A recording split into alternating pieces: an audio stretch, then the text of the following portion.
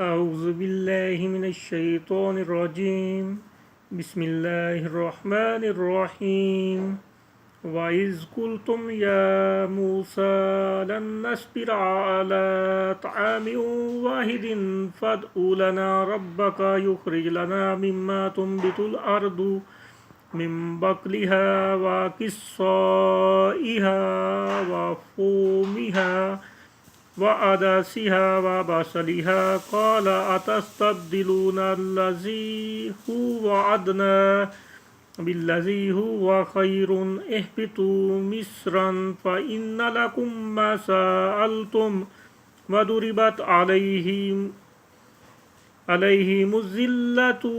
والمسكنة وباءوا بغضب من الله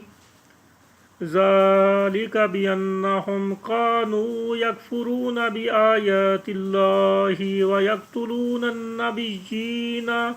بغير الحق ذلك بما عصوا وكانوا يعتدون إن الذين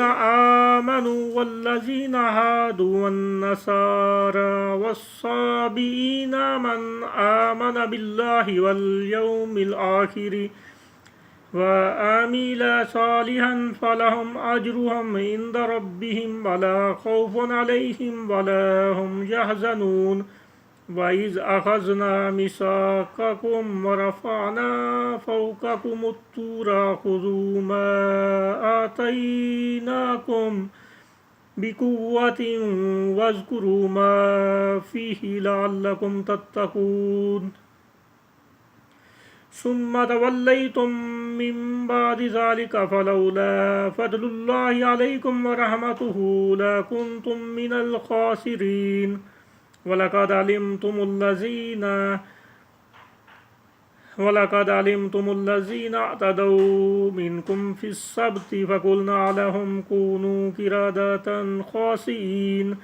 فجعلناها نكالا لما بين يديها وما خلفها وموعظة للمتقين وإذ قال موسى لقومه إن الله يأمركم أن تذبحوا بقرة قالوا أتتخذنا هزوا قال أعوذ بالله أن أكون من الجاهلين قالوا ادع لنا ربك يبين لنا ما هي قال إنه يقول إنها بقرة لا فارض ولا بكر